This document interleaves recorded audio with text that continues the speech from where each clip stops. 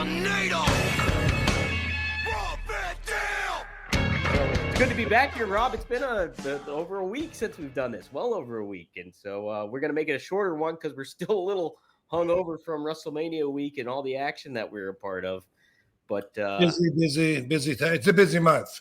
Yes. Super busy month. So yeah, hopefully I can keep my answers down to a reasonable amount of time and not have us here all night because I got a bunch of stuff to do. It's a short week at home, and then I'm out tomorrow to Detroit for Astronomicon. Damn, that's right. Somebody said in the chat here, I did see it. They're looking forward to seeing you this week. Where are they at? I want to give them a shout out here.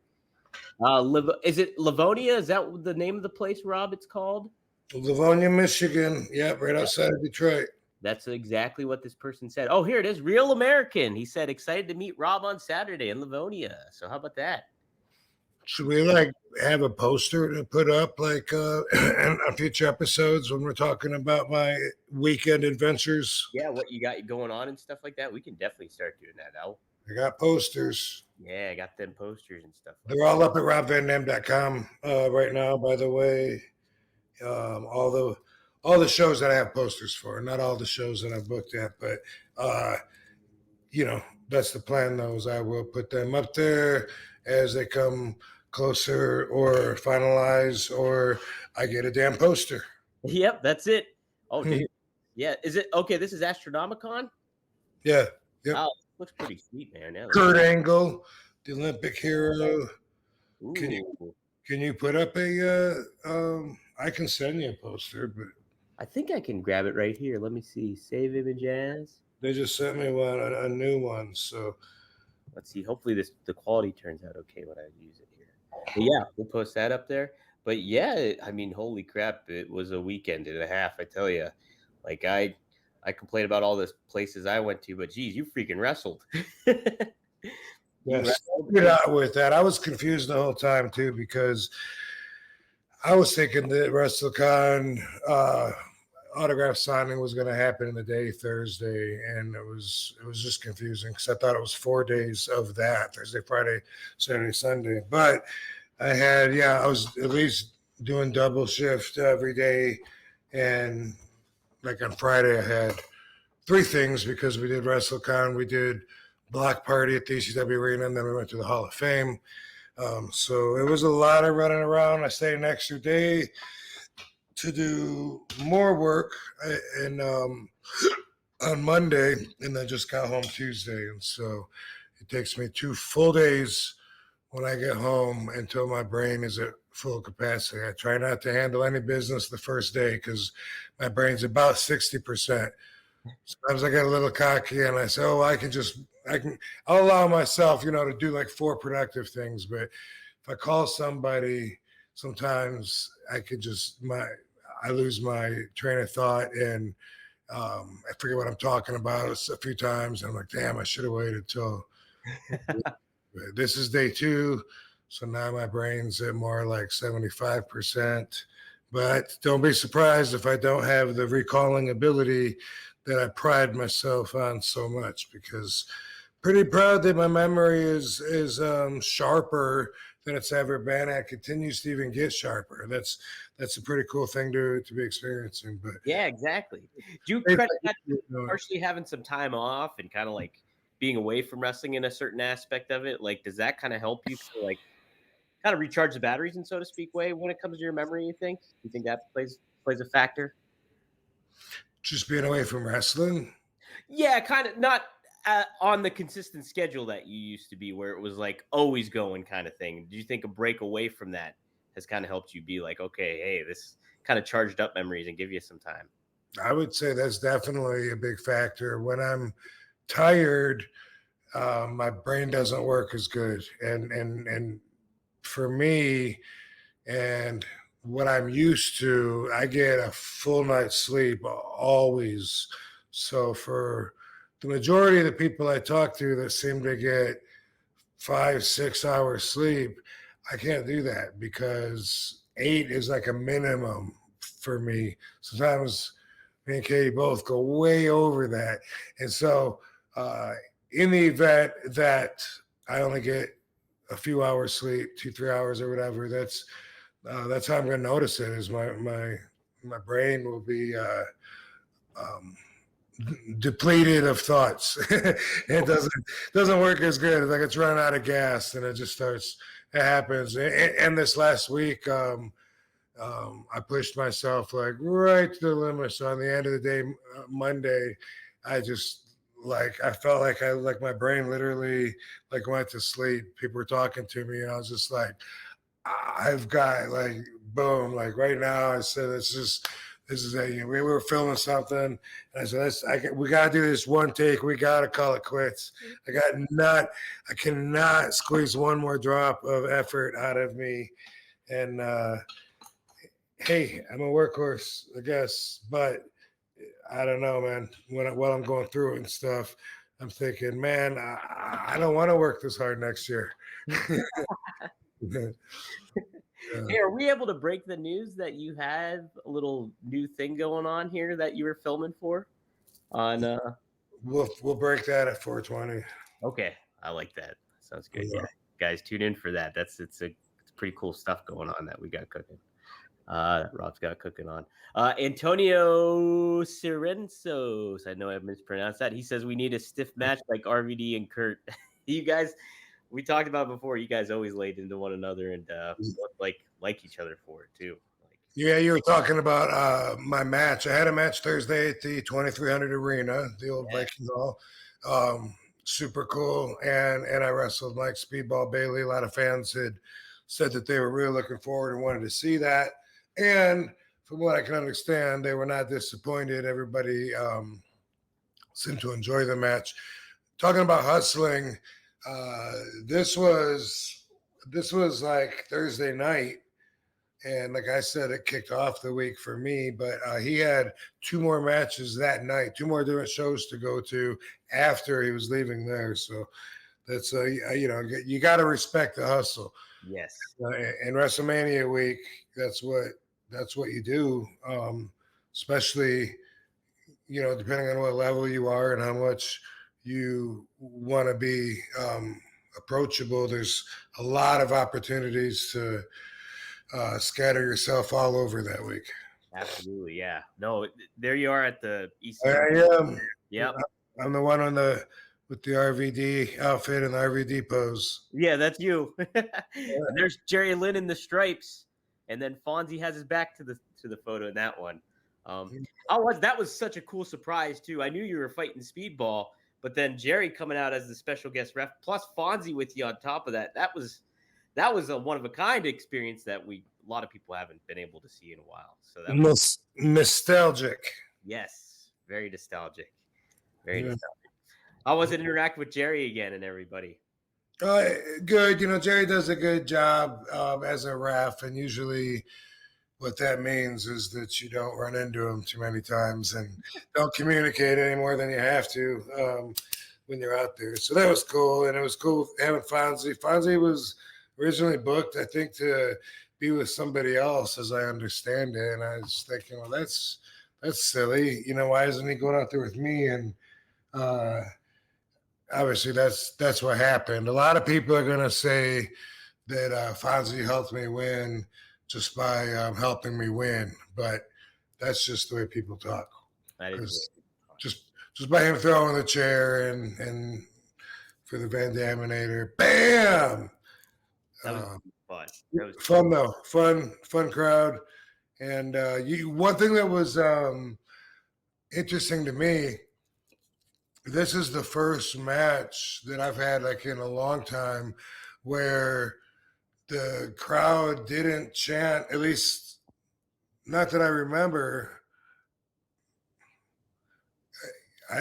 Now that I think about it, it's possible that, there could have been a little one that slid by me. But the point I was going to make, I don't think that the crowd chanted, you still got it. And I thought that was cool because they don't have to, They don't have to. You never laughed every single time necessarily, unless you're surprised every time. So that was cool. Yeah. What'd you think about Speedball, working with him, his style? I thought he complimented you really well too, and that kind of almost you guys both like had a matter of respect, shaking hands and all that stuff. But he got a little underhanded at certain points there during that match too. But Yeah. There's a little confusion. First time we'd been in the ring together, and he's really good, and he does a lot of amazing moves. I see why the crowd likes him really well. Some of that, I can't imagine what that feels like if he's jumping up and doing a shooting star flip into a double knee drop on your chest or back or whatever. But he didn't catch me with one of those. But I know that he does that, and that's amazing in itself. But very cool kid, and I would definitely like to work with him again. Yeah, I don't blame you. It was a lot of fun. You guys complimented one another really well. Just a fun event and atmosphere in there. The crowd, I mean, they were chanting RVD right off the bat, and then on top of it too, like everybody's just super into it. And all that kind of unfolded. It was a nice, fun match, man. It was really, really well done. Hey, Seth does chime in. We back, baby, between Spotify and YouTube. It's like they want to make it impossible for independent artists to get a break. RVD, everyone wants to know, how do you rate Logan Paul's Mania Frog Splash? I rate it 4.5 stars. Did you happen to see his Frog Splash, Rob? No, I didn't see it. But I mean, if you're gonna give it 4.5. It's probably a 5 star. So you're probably being a little critical on it, but mine are also, by the way, not always the same. And this is one thing I pointed out here before, but it's funny to me that fans would not even consider the difference in the rings with something like that. Every time you have a match or you get in front of people, that one time is what you're going to get judged by. So if you only do a match every few months or something, like me sometimes it's every couple of weeks. Like on the 20th, I got the match with AEW coming up. Yep. But all it would take would be like one time for me to do something half-assed, and everyone would just be like, "Yeah, oh, you see, he ain't got it," and they'd use that. Say I'm in a ring, a shitty ring, when the ropes are all loose, trying to pull off a frog splash.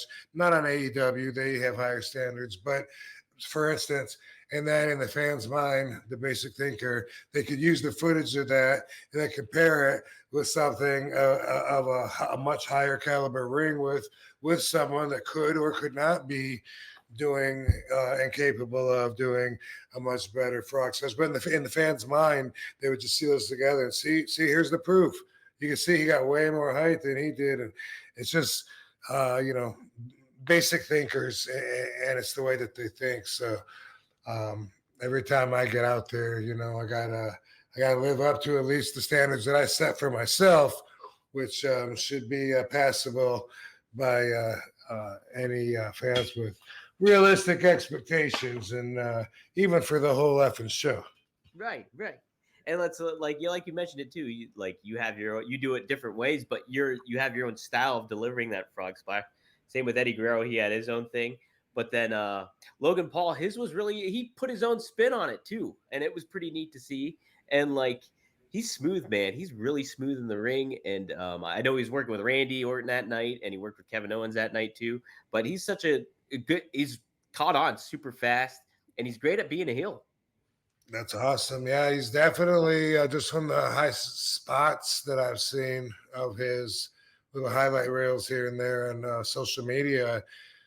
He definitely is not only very athletic, but also, has got the balls to pull off some of these moves that are higher risk and in front of a lot of people. You can get nervous about fucking up on some of these amazing dives and shit. So definitely, he seems like I don't know, like it was a good calling for him, I guess.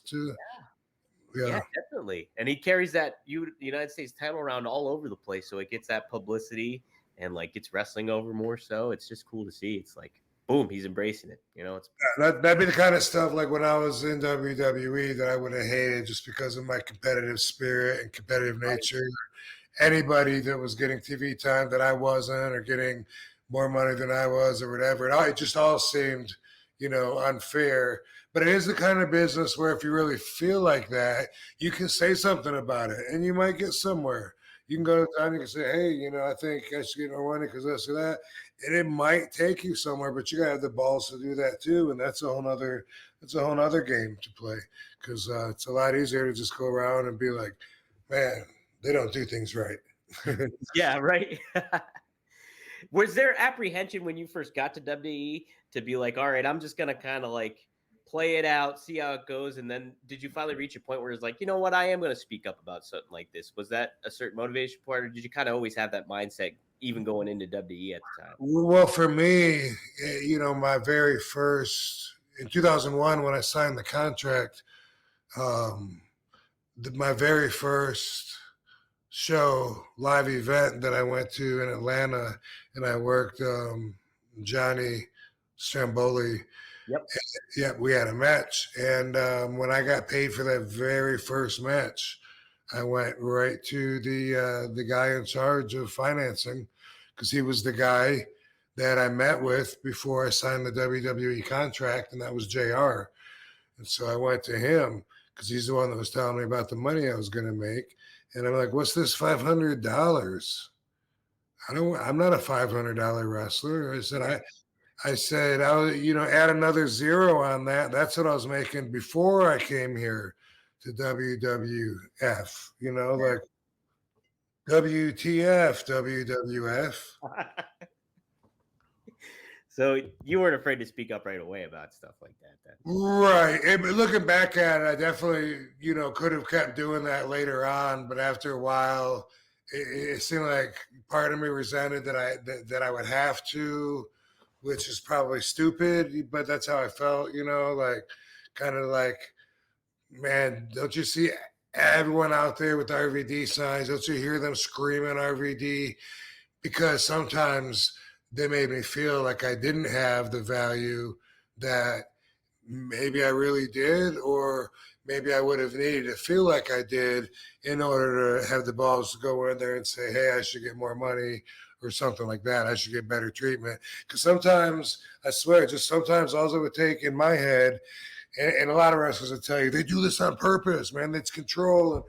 And I'm not going to, shove that all down your throat right now. But I will tell you that sometimes just showing up to work and then having them tell you their plans of what they all got together and met with and decided was a great idea to get their best time out of you that day. Sometimes you would get so offended that you wouldn't feel too valuable in their minds, like Right.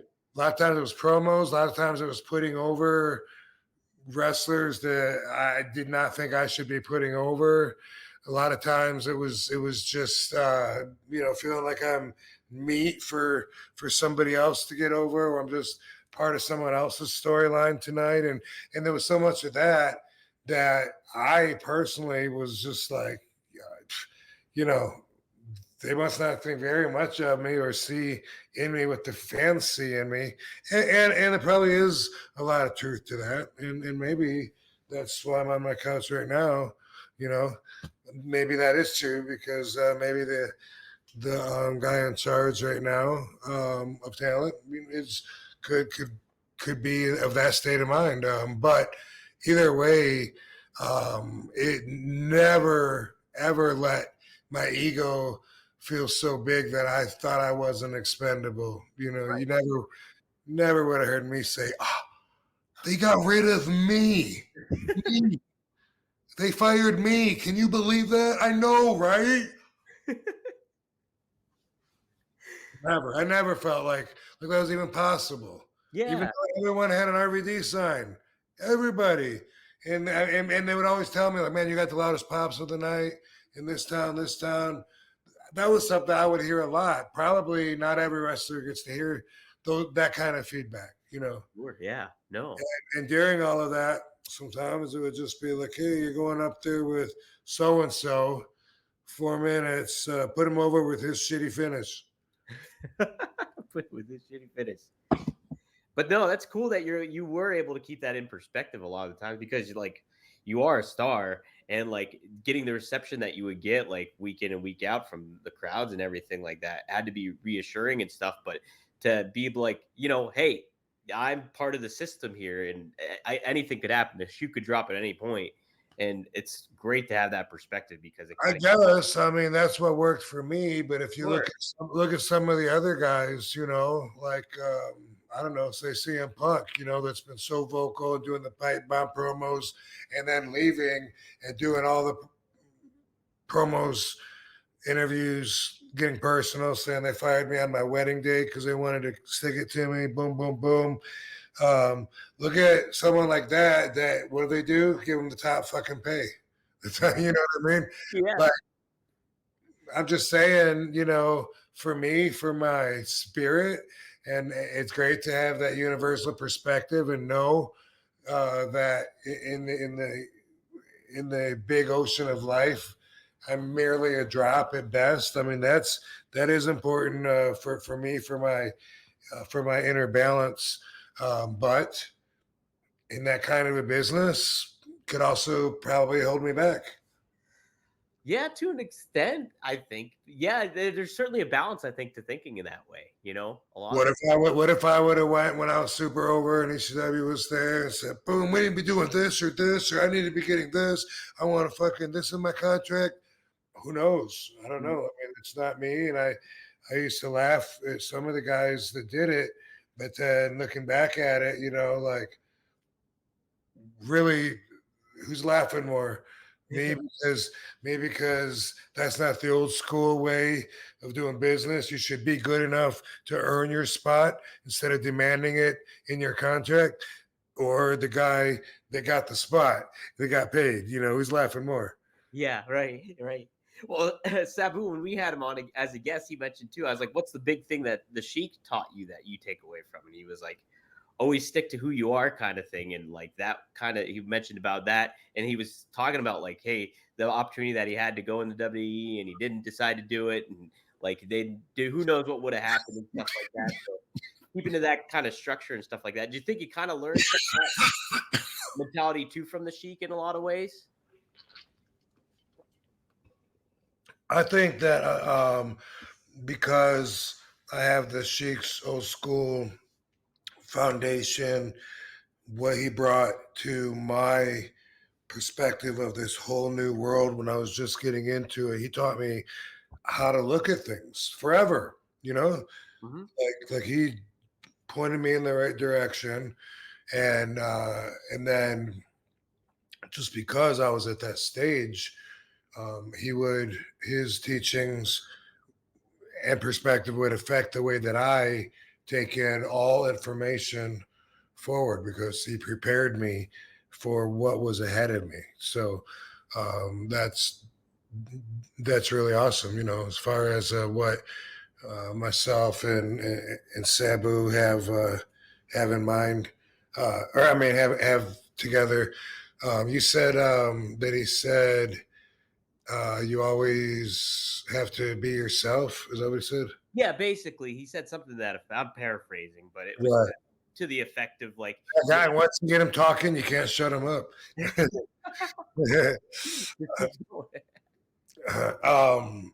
Yeah, I mean that's important for me as a person, So that's it. It's all perspective, Business wise, maybe not the best, but spirit wise, there's a lot of things, That's why people only know the image of me. That's what inspired them in their life, and a lot of people, since they only know the image of RVD, they would make decisions way different than I would. Same thing with Sabu or whatever,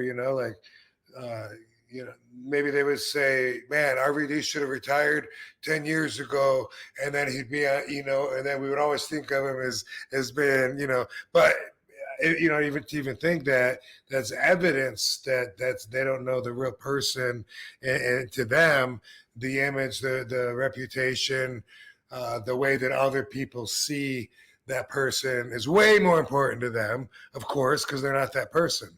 Yeah. That person still has to go through his life every day and make decisions on what to do, where to be, how to do it. So that's something that fans and basic thinkers won't realize unless right now they get it because I'm pointing it out, and then I go, "Oh, okay, yes, that's true." That's what you got to know. Yeah, but fact of life, though. Fact of life. Hey, another fact here is we have over 100 people here live tuning in. Whoa, I need to look at the comments. Yeah, so guys, if you want to get some feedback or question in for Rob, we're making this a shorter episode, but get in a super chat, help out the podcast, show some support.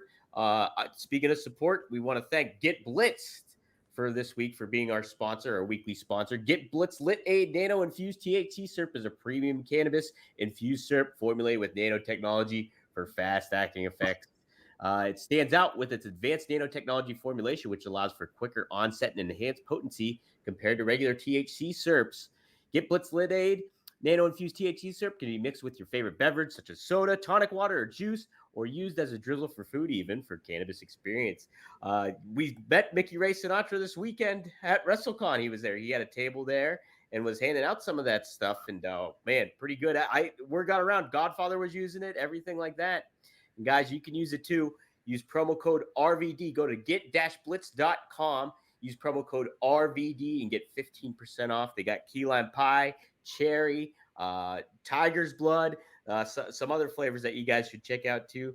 Check it out. Mickey Ray Sinatra and Courtney are both the proprietors of that. So go to get-blitz.com. Use promo code RVD and get 15% off. All right. Rob, something else, that was a big part of the WrestleMania weekend was the Hall of Fame. You were there. Paul Heyman got inducted, gave you a hug, and then mentioned you in the speech and everything like that. What'd you think of that whole experience? How did you think of Paul's speech and everything? I thought it was really cool. That was really the motivation for me to go. I mean, maybe we would have went anyway. I don't know. It was up in the air. But Katie likes to go to the Hall of Fame, and I like the RVD pop at the beginning. Yep. I like hearing you got one of the loudest pops. Actually, it was cool. I liked the Rock's speeches and stuff. Paul's speech was awesome. I would like to hear it again, go back and listen to it all, because the following couple of days at WrestleCon and around Philly, I was learning how much it impacted all of the fans. They were like really engaged and rated it like one of the best speeches that they've ever heard. And what a great time and place to do that, to nail that out of the park. So I want to go back and look at it, because while I was there listening, I wasn't thinking about it like I wasn't thinking about it in its totality. I was thinking about it listening to the stories he's telling, but also realizing that he's performing. You know what I mean? Yeah, yeah. When he got the hat, put the hat on, I was like, okay. I mean, obviously he had like all of this worked out, which of course you would, but I was looking at it like that way, just like, wow, Paul really knows, the people, knows how to connect with people, knows what they like. I was looking at it that way, and I was right. And he connected with the people, but I wasn't as much, I guess, taking in all the content that they took in. So I want to hear it again. Yeah. Oh man, like I was up in the press box for it, and like all the stuff that he touched upon, he covered so many bases, like all his eras as like what he was from, like, Paulie Dangerously to ECW to being the Advocate to being the Wiseman to being a father. It was like hitting on all the points. It was emotional. He was using swear words all the time. I'm curious to go back and watch it too and see what they all bleeped out, because he was saying some stuff. And yeah, it was really well done. And like, yeah, the takeaway after it, I was looking on social media and interacting with people throughout the rest of the weekend. Definitely considered one of the top Hall of Fame speeches there ever has been. So. Epic. Yeah. very much so. Very much. That word is used a lot, but I think when they talk about it in this manner, I think that's a good fit. I think that people are agreeing that his speech was epic. Like that's gonna stand out in time. Right. Oh my gosh, it definitely will. Yeah, all the shout outs he made to all the ECW guys, and then calling out some people too, like in the crowd from Triple H to Cody to. What did he say about them? I don't know. So he mentioned. So he was saying how he's a Paul Levesque guy. Like everybody says he's a Paul. Yeah, I'm a Paul Heyman guy. Right, yeah. Yeah, and he said, "Oh, well, I'm a Paul Levesque guy," and he was talking about how he's Paul Levesque's bringing pro wrestling into the future and everything like that, basically, and saying that WWE's basically in good hands and stuff like that. So but I mean, okay, because I guess I heard that, but I was trying to hear something more than that because I thought that people were and you too. I thought were saying like that he was shooting on Paul and made it sound like something maybe less than positive. I don't know. Oh no, he was like super positive about Triple H and all that stuff and what he's done. Yeah, and Stephanie too. And yeah, he covered a lot of ground. Who else did you get to interact with? I saw you chatting with Jimmy Hart down there a little bit because he was sitting in front of you, wasn't he? Yes, he was. Yeah, I love Jimmy. I see him quite a bit. He gets out, does a lot of these conventions that I'm at, so we see each other. Seems like at the Hall of Fame, it doesn't seem like and most people were just in passing. Sure. There wasn't I don't know. It seems like a lot of times there's like rooms where a bunch of us are gathered waiting to get instructions when to go. Maybe it's because I was so late. Probably, by the time we were there, they were like, go. And we were like, where's the bathroom? Where's catering? Is that catering? And they're like, well, I guess you got time. Yeah. So maybe that's why. But I don't know. Who I saw that I don't see a lot. Did you get to see The Rock or interact with him at all? Or not at all. No. How about Kurt Angle? No, sir. Nope. Okay. Triple H? Oh, I shook his hand. Him and Stephanie. Just that's all. Just walk by and hey, hello. Yeah, nice.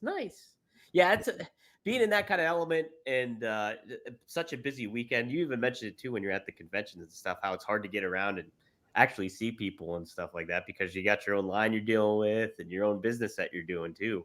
So yeah, just like this last week at WrestleCon, I never made it upstairs, and that's where all the ECW guys were and stuff. But I'm there to do business, and I get a flat rate.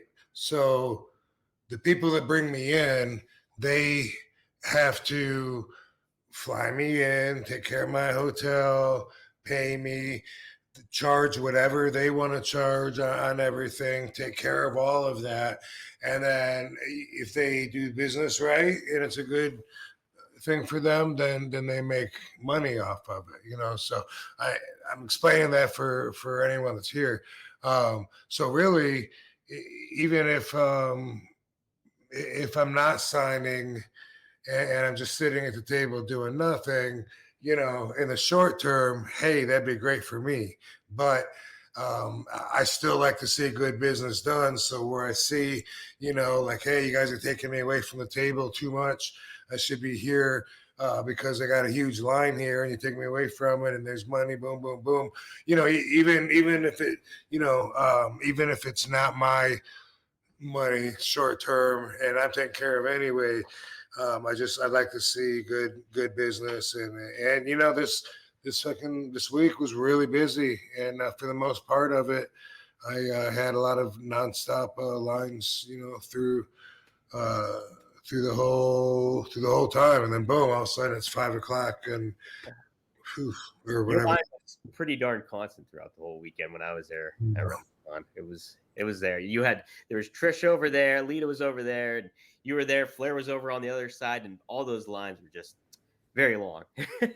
and because of what I just said, to everybody and explain how it works, because I get paid a flat rate, and then it's up to the payer to try to make their money back off of me. Because of that, the deal might be different on what a ticket to get a picture with RVD might be. For instance, if you came to WrestleCon, whew, man, they had to bring so much money. But that's what WrestleCon's all about. All the wrestlers are there. You got to expect it. But I mean, you know, $150 to use your own camera and have me sign your thing, or, you know, your X figure or something. And whatever it is, it's a lot, but they got to make a lot back. But then, and there's a bunch of people, big line of people to do it all day, and ching ching ching ching ching ching ching ching. I go to the Indigo dispensary free. Wow, how about that? Again, a nonstop line all the way till the end. One guy tried to have like 20 or 30 items signed. You were saying that, yeah. Okay, yeah. And while they were kicking him out, he's looking at me like, Rob, they told me I could do this. I talked to him on the phone. They told me to promote it. And, you know, he's talking like he got screwed over. So I'm like, man, that sucks, you know. But Yeah. you know, what could I do? I had this big line, and while they're willing to take the heat for it or whatever, you know, I did give him a couple more in the back on the way out. But anyway, I went to the casino in Philly. Get your picture with RVD. Guess how much it was there? How much? Free. Free. Yeah, and one signature. So people would bring an action figure or belt or whatever on their way to WrestleMania on Sunday. Wow. And it was a really good, same thing. You know, it was a really good turnout. We had a lot of people. Casino was awesome. We had a lot of fun. We stayed there and just drank and watched first few matches, or it was on anyway, while we were socializing and at the Philly Casino live. So that was a really cool place to do an appearance and stuff. But I was just thinking, like, wow. And I even said that to a couple of fans. They said, someone said to me, man, I was trying to go by and meet you at WrestleMania, but I didn't have enough money. I said, so you just waited and came here and it's free, right? And he said, yeah. Boom. You know? Yeah, people's got to keep their eyes open for it. Keep their eyes open. Sometimes, I mean, it's not often. Like WrestleMania week is the busiest week all year, and I think everybody knows that. So we're hustling, but you know, sometimes it be that way. Sometimes it'd be that way for sure. No, it's cool because I remember too when we did Starcast, you were very much considerate of your time because we were going to do a live show, and you're like, I don't want to take away from my promoter's time or anything like that because you already got a flat rate, and so you didn't want to take away from what they were earning there or anything like that too. So it's like, yeah, a lot of wrestlers wouldn't give a shit, and they would be like, "What? You know, it's your fourth smoking break. Hey, man, I like to smoke, you know." But no, I mean, I'm long term. I got a pretty long, outstanding relationship to care about, you know, and to protect with my actions. So, you know, so for a couple of crazy people melting my action figures or something. This episode is sponsored by Blue Chew. Let's talk about sex, guys. Remember the days when you were always ready to go? Now you can increase your performance and get the extra confidence in bed. Listen up, BlueChew.com. Blue Chew is a unique online service that delivers the same active ingredients as Viagra, Cialis, and Levitra, but in chewable tablets and at a fraction of the cost. You can take them anytime, day or night, so you can plan ahead or be ready whenever an opportunity arises. The process is simple. Sign up at BlueChew.com, consult with one of their licensed medical providers, and once you're approved, you receive prescription within days. The best part, it's all done online, so no visits to the doctor's office, no awkward conversations, and no waiting in the line at the pharmacy. Blue Chew tablets are made in the USA and prepared and shipped direct to your door in a discreet package. They always say first impressions are important. What about lasting impressions? Blue Chew wants to help you have better sex. Discover your options at BlueChew.com. Chew it and do it. And we've got a special deal for our listeners. Try Blue Chew free when you use our promo code RVD at checkout. Just pay $5 shipping. That's BlueChew.com, promo code RVD to receive your first month free. Visit Blue Chew for more details and important safety information. And we, RVD and I, thank Blue Chew for sponsoring the podcast. What? They built your action figures? Somebody, I don't know if they did or there was something something recently, like somebody I got booked, right? And then within 3 hours later, I had to cancel it, and it was because it was a conflict between them and the promoters that booked me like every weekend, the Bobby Fulton family, right?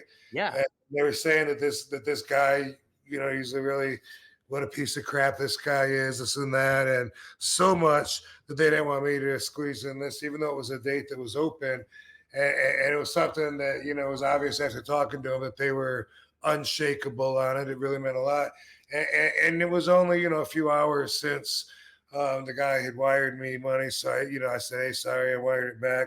And then the guy proved what a crazy dude he is. And I never talked to the actual guy. I had a middleman that I know, Moose, cool dude. We see him all the time. But the actual promoter went online, and people were telling me, this guy's going online, talking on this crazy stuff. And I saw something I don't know if it was the caption or something, or if it was a text that says something about, we can only trust a man by his word. And that, as far as a man's word goes, is as much as we got. And this a big, long thing. And I was like, what? This is the thing that was 3 hours later or something? I should look at my PayPal and see exactly how many the time. But it was something that just kind of blew over. But he was trying to make a big deal about it. And he did a video. Someone sent it to me, but I didn't watch it because I was on an airplane and had the sound down and stuff. But he had a bunch of action figures. And someone told me he was selling them Bobby Fulton told me the dude was selling it $5 or something. I don't know where I got melting. I think it was either in the caption maybe or something that said, it's too bad it's illegal to melt action figures or something. I don't know. But I would have bought them at $5 a piece. You know what I mean? But yeah. Someone actually asked me to comment on it, and a couple weeks ago, and I'm like, yeah, it's it's not really big enough, but there you go. Now I have, and now the guy in whatever Kentucky, some Kentucky, no, I don't think it was Bowling Green, but anyway, from what I could see, Bobby, thank you for saving me from trying to work with this crazy dude. I don't want to work with crazy people. I don't want to work with low-level people. People be like, oh, but you charge too much. I can't afford you on my shitty little show with 200 people. Exactly. That's it. Yeah. Exactly. I don't want to be on your shitty little show. Yeah. That's it. Hey, figures you can afford me, I'm going to have to raise the price again. Right? That's how that works. Yeah. Speaking of figures, you have a new one that got announced, and I actually just happened to see it physically here, and it's pretty damn sweet. It's ECW era RVD. I don't know when it's set to release, but it was at WrestleCon or WrestleMania World, WE World, and you have both the ECW titles and some of your vintage singlet there too. Pretty damn awesome there. Nice. That's cool. Yep. And then I also had another picture of your figure. The other one too, your Monday Night Wars figure that's going to release too. So there we go. I think is that the same head or no? Because I think it's the same head, Rob. Yeah. Okay. Yep. That one looks skinnier, but it's probably just the angle. Yeah, probably the angle and stuff like that. Cool. Yeah. And then they, like I said, I sent you that outfit. That the second one, well, the first one, the where I got both belts, reminds me of the match with Pile Dreamer with November to Remember when I took that pile driver. Yeah. Boom, popped up. Yeah. Learn that because that's what I think of when I see it. Oh yeah, that's awesome. YouTube Chris could tell us. Oh yeah, he'll let us know. They had also a nice display too for you at WWE World. They had like the ECW entrance set up, and your singlets. Several of your singlets were there. That one's a very popular one. Then we had this one there too, for the Guilty as Charged. Yeah, were you there taking pictures with your phone? Yeah. I was taking pictures with my phone and all that stuff. So it was really, really cool. They had that one. So that outfit, that last one. This one here? Yeah, that for some reason that makes me think of Belmar, New Jersey, the outside outside show in the heat with the ring in the sand at Belmar, whatever the name of that bar is. When they say it, I forget what they're talking about. But now, anyway, that's what that makes me think of. Yeah, memories. Yep. Heck yeah. And it's funny too how you mentioned like, the airbrush technique, it fades after time and stuff like that. And like being there up close in person, you could definitely see those singlets are faded, what they were. Yeah. Yeah. That one I think is from like 98, 99. This one I've seen you wear before, playing like several times. I think. Yeah, that was not an action figure. Yeah. And then this one, I'm not sure where this one's from. Yeah. I don't know. I don't know if that one's on a figure or not. That one looks like the it looks like we were learning on that one to like we need more elasticity in the shoulder straps. The fucking they roll in and I always hate it when the legs slide up, but that's always a problem. Yeah. Yeah. I bought this underwear, compression short, kind of not really compression shorts. They're called One Step. And because I like the lawyer Bruce Rivers. I watch his YouTube show, and he puts it over strong, and they specifically say that it won't roll up on you. And I bought it, and it rolled up on me, and yeah, I'm so disappointed because I thought like this is it. These commercials are for me. Like they're talking about me. This is the perfect because it costs a lot. It's like $30-$40 a pair to start at, as opposed to buying a 6-pack or something. But it's worth it because they're perfect and the mate. Yeah. Anyway, that's enough. I don't want to put their underwear over any more than that. But we won't give out the website or nothing. No. We got a couple of super chats. Vengeful 191. Thanks for the $2 Australian, the $2.99. Also, by the way, sorry, I interrupt you because I'm trying to catch it while we're still on the last question. Yeah, I don't know how they got those outfits. So maybe they hunted him down, just like they do like on that TV show that treasures or whatever. Yeah, maybe they did something like that. Maybe they filmed it and I don't know about it. Maybe they'll show it or maybe they do some and don't film it. Like, I don't know why, but I didn't donate them or anything. And I was wondering too. I was like, did Rob give those to him or what exactly? How did that exactly work? Because they had those 3 there. And then if you notice too, Rob, let me pull that picture up just real quick again.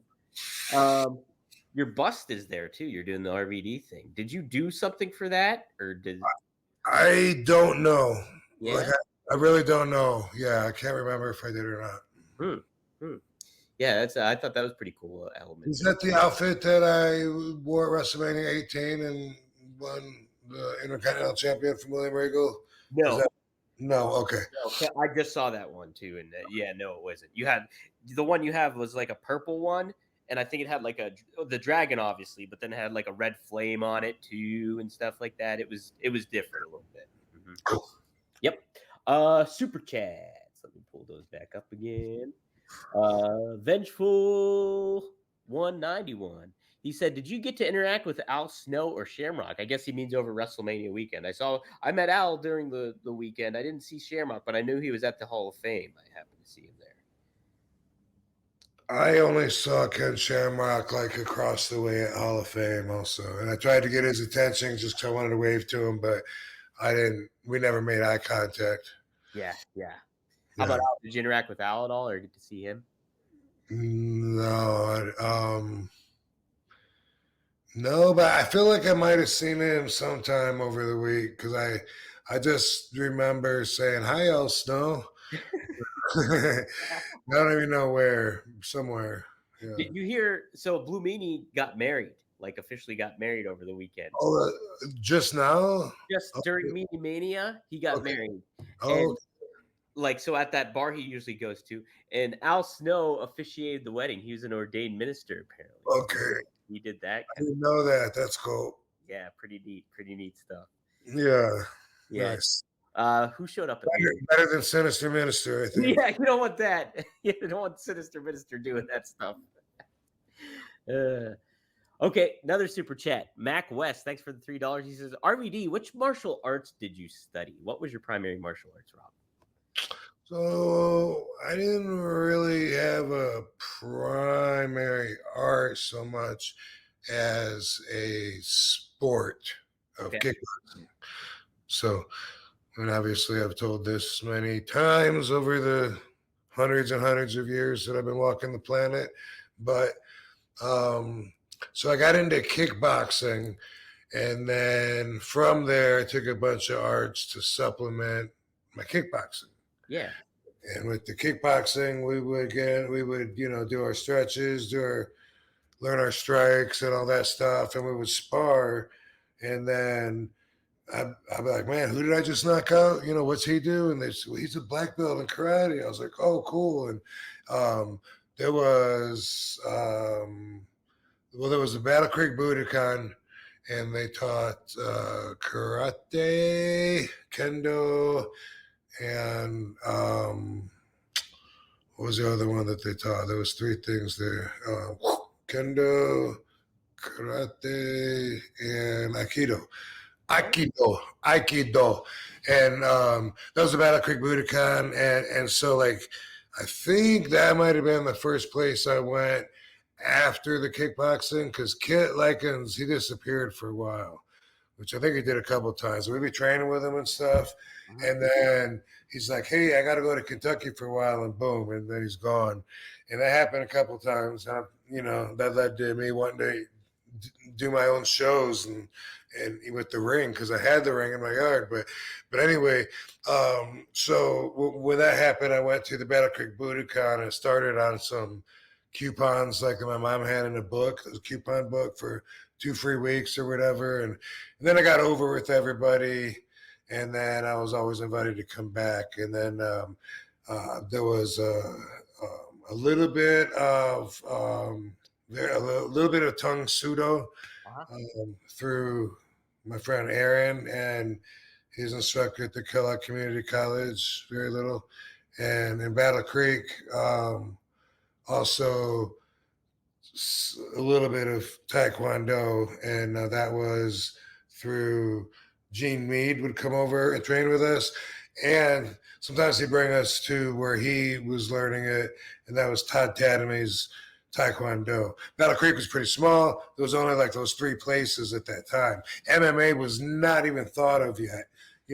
These were all completely separate arts. There was no hybrids.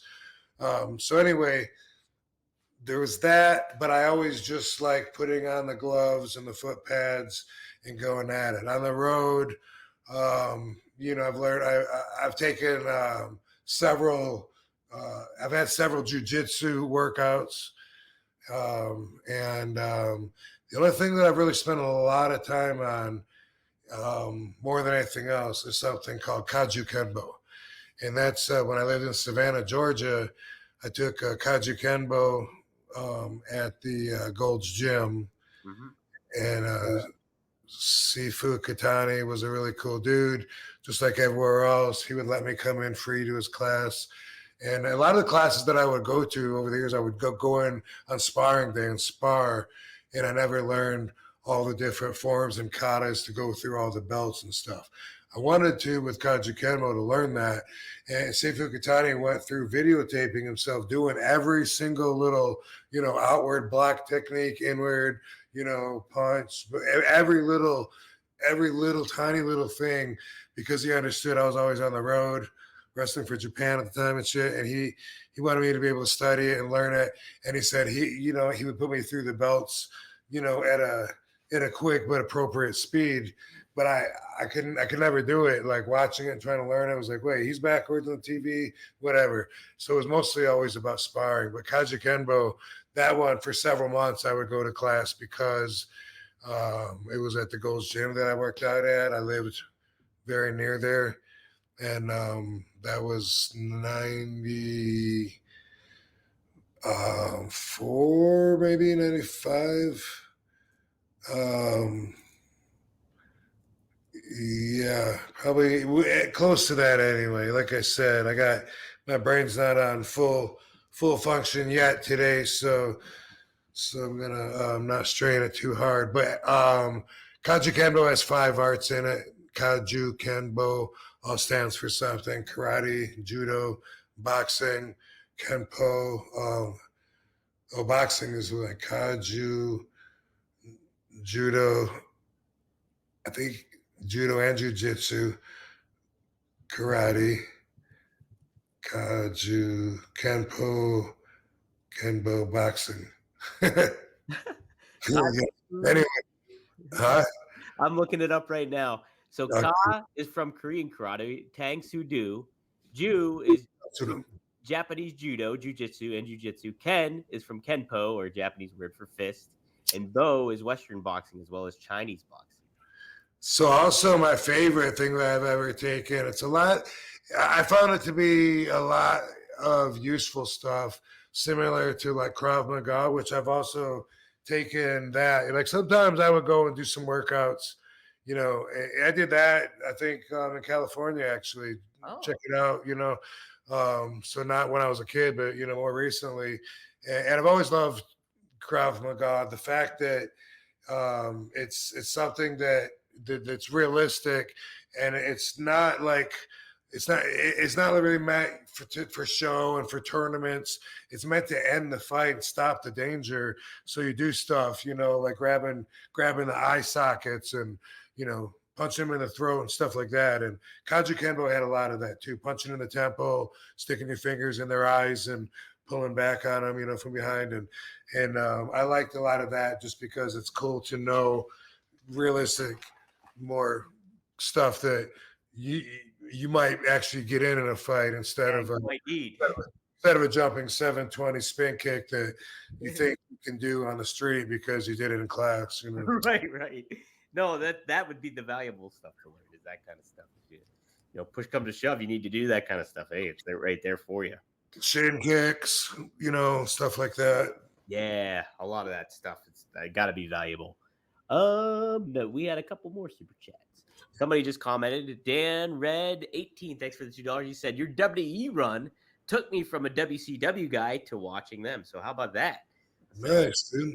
Making those moves over. How about that? Thanks there, Dan. Duo. I wonder which WWE run.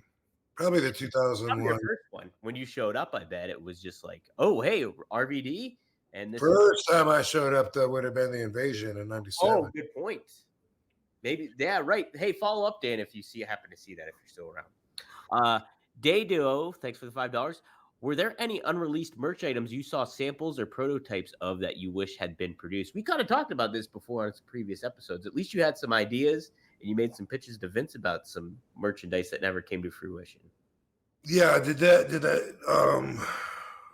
just say of merch or anything? Yeah, merch. Were there any unreleased merch items you saw samples or prototypes of that you wish had been produced? I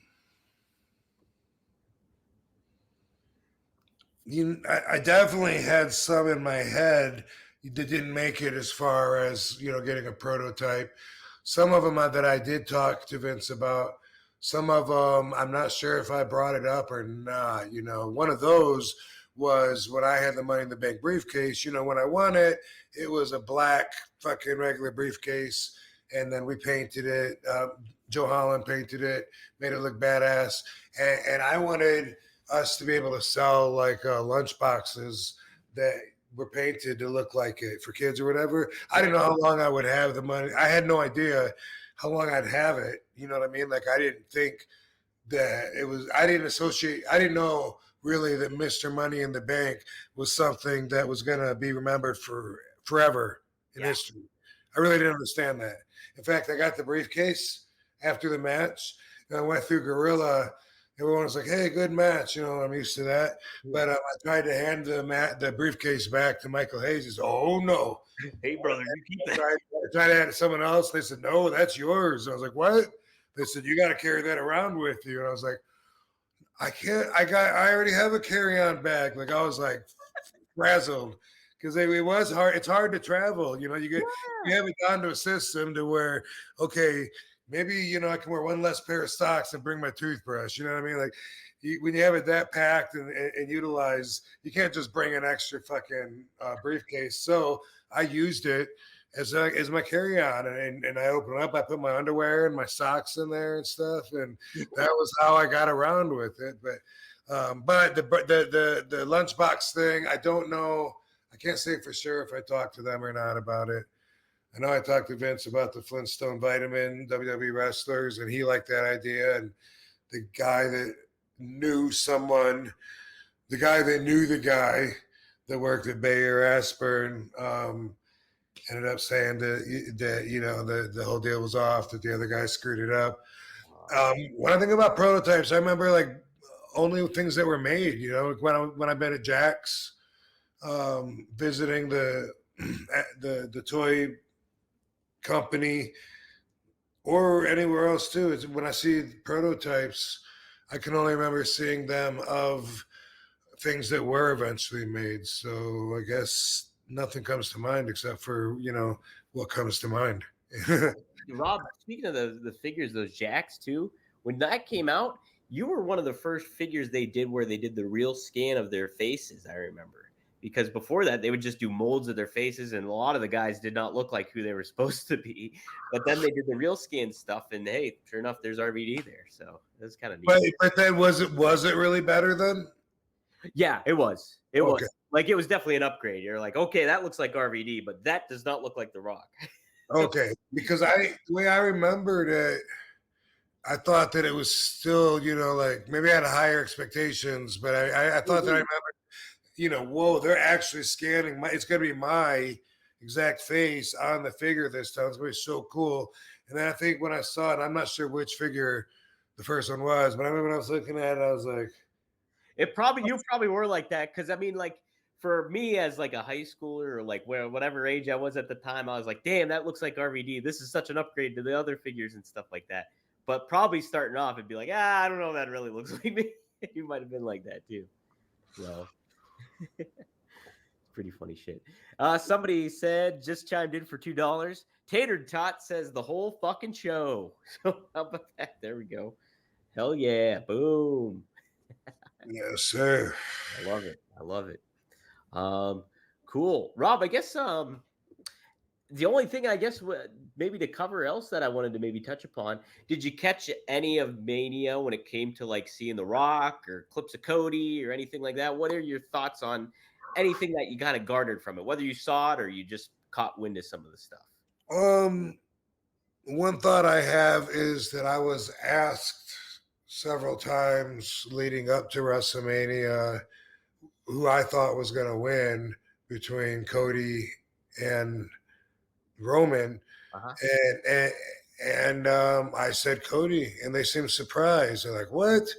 And I said, "I mean, I could see them going that way because they seem to be, you know, if it was Roman, it seems like it would be like a dark cloud over the people, which they seem to give a shit. You know, when Roman looked like he was bumped out and everyone was crying about him not finishing his story, it seemed like, you know, like they wanted to have a sunny day after that, and I couldn't imagine them clouding it up again. Like, so I was like, yeah, I can see Cody winning, and I saw Cody's got a belt, but then I don't know, Rock's got a belt. I think Roman's got a belt. I don't know. I'm confused. Yeah, so The Rock got a belt from Muhammad Ali's wife, the People's Championship. So it's his own title. So he's been carrying that around. Then People's Championship. That's awesome. Yeah, and he's who has held it so far? Only The Rock. Just The Rock. It was just given to The Rock. The Rock. Not Muhammad Ali. Muhammad Ali never wore it. No. But since Muhammad Ali called himself the People's Champion, The Rock then later on, when he was with the Nation, he called himself the People's Champion, and he got Muhammad Ali's blessing at the time to say that. And so then afterwards, during the Hall of Fame induction, when Muhammad Ali's wife was inducting Muhammad, she met I was thinking it sounds familiar. They told the story at the Hall of Fame, right? Yeah. And so she presented the belt to The Rock while he was there. But he never wore it. He carried it around on Raw. I think he had it at WrestleMania too, maybe. Okay. But so it's kind of become part of the story too with him and Cody. And so, but yeah, Roman lost to Cody, so now Cody has that belt. Roman's taking a hiatus, so that's kind of where it's all standing out. But I thought it was pretty cool how they tied Muhammad Ali into everything. I really like that a lot. So Yeah, I didn't watch it, so I missed the magic. yeah. Yeah. Pretty neat spectacle being in Philadelphia. Bobby Ray showed up for one. He was a special guest ref in the Oh one. yeah, I did see that. I did see that. Yeah, Yep. saw that when we were at the casino. Yeah, there you go. So pretty neat atmosphere. It was cold as fuck though on Saturday night. If you were outside, it was really cold being up there. Speaking of which, it's like summer here in Vegas, like hot. Is it? Not hot like 120 degrees, but hot like 80 degrees and sunny and strong, intense sun. So it's fucking awesome. I don't know what it's going to be like in Detroit this weekend. Yeah, Comic-Con. Right. Greg Gagne, he was saying up in Minnesota today that it was mid 50s, so maybe expect something like that. I don't know coming up, but hopefully it's not too bad. Okay, couple more super chats and then we'll close on out and get the heck out of Dodge. K-Man's New Zealand, $2. Thanks, man. Does RVD listen to Tupac? Do you listen to Tupac sometimes, RVD? I know your music taste always changes and you're not big into it, but how about Tupac as a rapper? Yes, whenever I have to. There you go. There you go. It's funny that people that like him seem really, really passionate about him. And when I used to ride with Booker T would sing while he would play Tupac and he would sing to it. And that song, you always be the Black Queen, Mama. Yeah. Uh-huh. So when Booker would sing that, I took that as if he really could relate to the lyrics and the song because, he lost his mama. And I always will probably think of Book when I hear certain songs because me and Book rode thousands of miles together, and that was part of the trip. He liked Tupac, and he would listen to it. Seems like at least once a day, if not more. In Philly, we had this crazy Uber driver that took us to New Jersey, and while Katie's in the front seat, and then I'm because she's doing her makeup in the mirror. I'm in the back, and Dee's next to me, and he kept saying, "Dude, do you want me to stop? So you can do your makeup?" She's like, "No, I got this." A few more blocks later, he kept saying, "I feel like I should stop. You're so beautiful. I don't want to mess you up." And she's like, "So I'm good. I got it. Just I got it on the way." And a few blocks later, at first I just thought, and maybe he was just like hitting on her. I don't know. He's just like, oh, he's like, I could just pull over. And he said, "You're so beautiful. I'm not used to seeing so many tattoos." And and she's like, looking back, and she's like, "I'm good." And right when I'm about to say something, like, because he's really starting to be annoying. Right when I'm about to say something, he goes, "You can smoke." Oh, okay, never mind. You're cool then.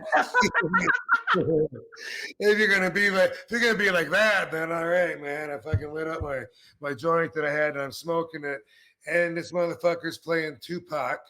And then he's like looking at Katie, and he's like bobbing or whatever, and he sees, that I don't know what he sees, something that prompts him to turn it all the way up. What? All the way up. What? I hate loud music. Yeah. Always. I mean, I always talk about that I'm not musically inclined, which is true, but I also hate loud music. If you want me to meet you somewhere and you say this place is great, they got live music, I'm standing you up, bitch. I fucking hate it. I hate it. Especially when you're somewhere you're trying to talk, and you can't talk. But what? Never mind. I'll wait till this song is over. Anyway, the dude turns it all the way up, and then I'm like, dude, I had to give him the fucking, that's too much. Yeah. And so he turned it down like halfway, but it was really loud. And I was just like, if this motherfucker wasn't letting me smoke right now, he would have it. He would have it. So I guess I could put up with his annoying ass, but you know, that was just too loud. But yeah, this guy was crazy. It took us all the way to the Monster Factory. We were filming shit that we'll be talking about soon. Soon. Yeah, good stuff.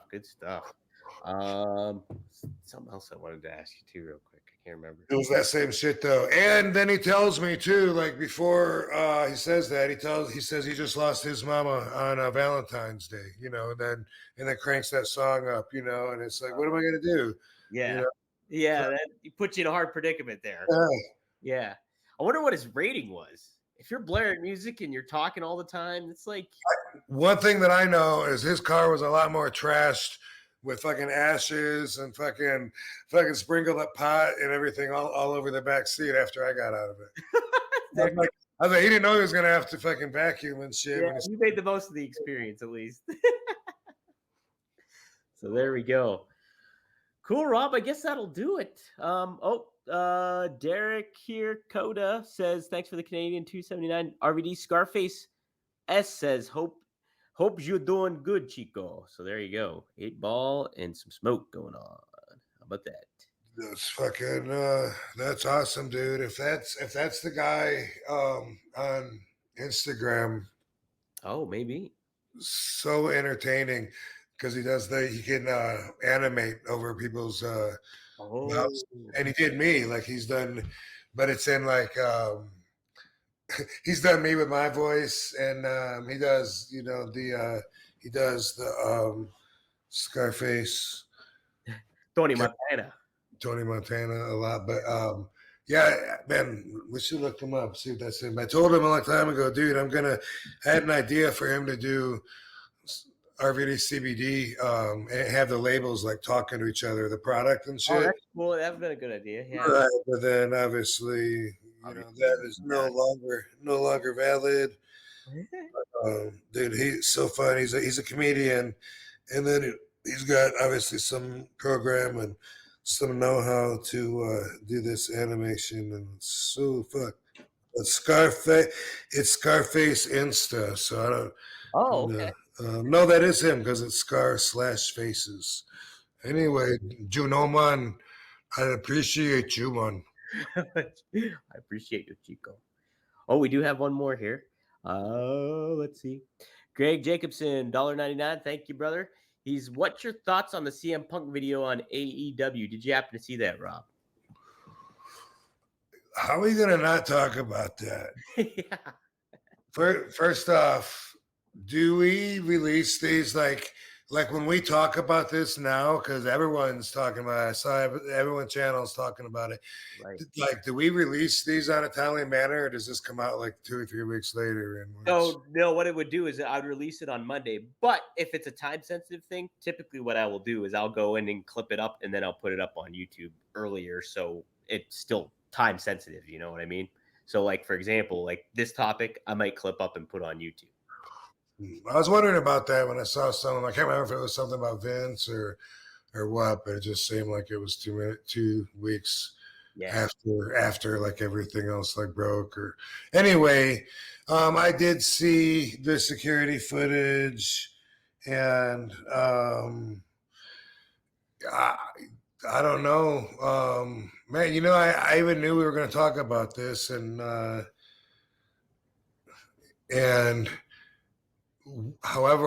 whatever I thought I was going to say, I don't know what it was. I don't really have strong feelings on it. I feel like this, you know, as far as the actual footage, you know, security footage, it's hard to see details. Okay, you say Phil's got him in a front face lock. I believe you. I would have to rewind it a few times, you know, myself, expand it to see it. I can't. But anyway, okay, boom, that happened. They split it up. But it's not about that. I don't think it's about the timing, and it's about why did AEW release this? That's what everyone's talking about. Mm-hmm. They're saying it's desperate, that it's an all-time low, that everyone's going to give up on them now. I don't really believe the hype. behind all of that. I think there's a lot of hype. There's a lot of people talking. They've been talking. And if everybody is able to back their conversation with numbers, which I don't know, but if you're AEW haters and you're watching week after week and you're seeing the numbers decline or whatever, then keep doing it. Then keep doing it all the way. I know that when I was with Impact, that the whole time I was there from 2010 till 2012 or 13, and then well, definitely during that time, they were always rumored to be folding. They were closing. It was going to be their last week. They ran out of money. They're going to get kicked off of TV. All of it was just everybody talking, and then Dixie Carter just showing up every week and not reacting in any way that I saw to that negativity out there. So I kind of feel like that about AEW because them choosing to show the altercation, what did it do for their show? I don't know. Maybe it got ratings. Maybe people tuned in just to watch that show. I don't know if they did or not. I don't know. It got a boost. I think it got like a 29% boost or something. Well, so I look at it like WWE used to be so big that they wouldn't even acknowledge that any other companies existed, right? Right. They never mentioned another company. If there was a well-known wrestler from somewhere else and he came in, they wiped out his identity like a thief, and then just fucking gave him a new name, new character. That's what I thought they were going to do with me, because that's what they always did. Right. Yeah. They were changing times, thankfully, during that era, and they added to my story, to my depth, by continuing my path instead of trying to recreate it. And I was very thankful for that. ECW, they would do the other way, as far as like, not only would they acknowledge the other companies, they would do things that Sabu thought was too much, because he thought it made us look too small. Uh-huh. He thought that like BWO. Yeah. That's us. We have our own wrestlers, and their whole character is being like clown imitations of this other team that is on TV, and Sabu's saying, you should say, hey, we got a team that can kick your ass. Instead, we got a team that's making fun of one of your teams that draws because we can't draw. Sabu took it like that. That's how people are taking this whole AEW thing. They're saying that by AEW filming it, that they're localizing their growth potential to a point to where they're coming across small. Some people think they're going to implode. They're so small. And I look at it like it's more like ECW style. And for ECW, they capitalized on being the small guy. And I get it. If AEW, if they're trying to say, hey, we're big as hell, just like WWE, then maybe that's not going to be, conducive to that flow.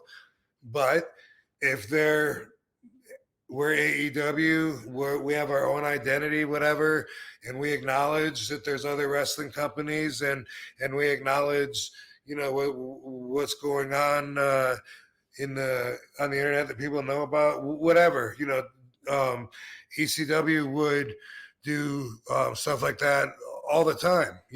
That's just like one example. But if somebody got in legal trouble, they would make it part of the storyline. That's how I take it. I take AEW just from a show writer's point of view. I take it like their style is, and always has been, more like ECW. So for that reason, I'm okay, even though I don't know why they showed it. Yeah. And that's a good point. Like, I never looked at it from that perspective. Rob, literally before I got on with you, I wrote an article about the whole thing and gave my opinion and stuff like that. But like looking at it from that, like Tony Khan was a fan of ECW. He was at your show, you and Sabu in the stretcher match and all that stuff.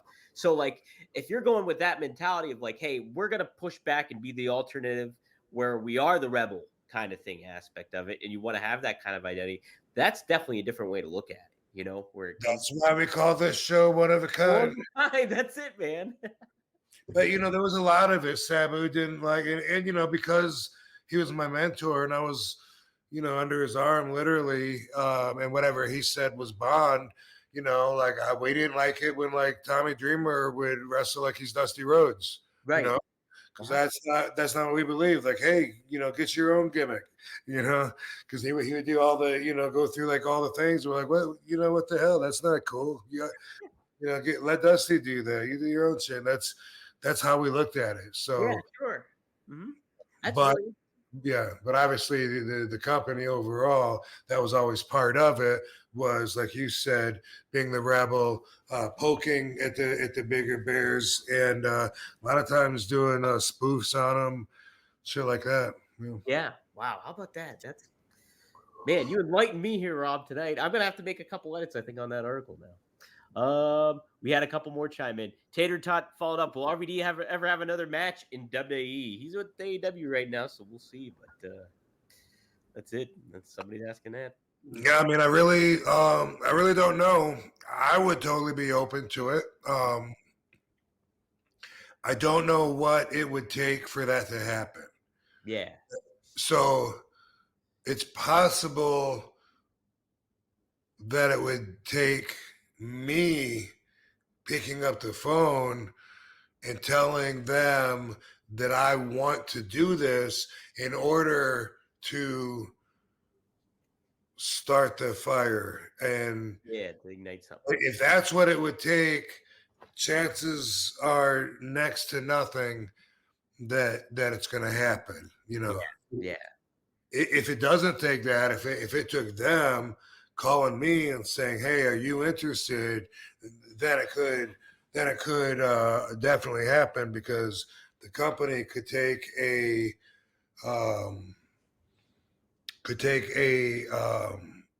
turn down a lot better than I could. Right. Yeah, and that's the thing too. It's like, hey, if they have a reason to bring you in, that's another added element to it. You know what I mean? Where it's just like, okay, like I'm not making the effort to do that kind of thing. Like you've got your own shit going on too. So if it so happens, so be it. That kind of thing. So be it. It's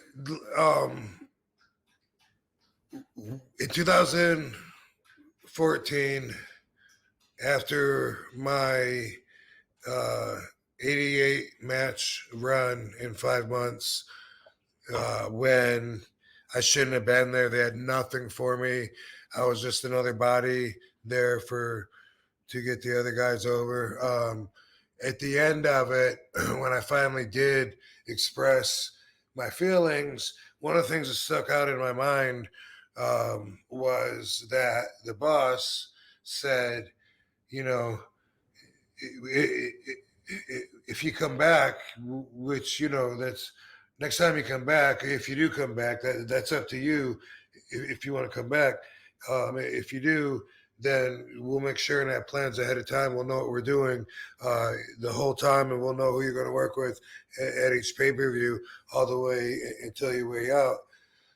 That happened, and there's not much that's happened since then that would throw that off of the table.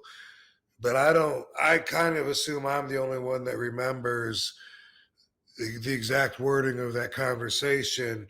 And I don't think that it's because of that, but it could be.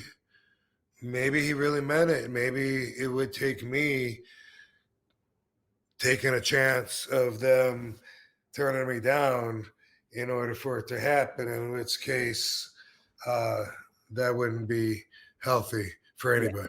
No. Good. Well said, I think. All right.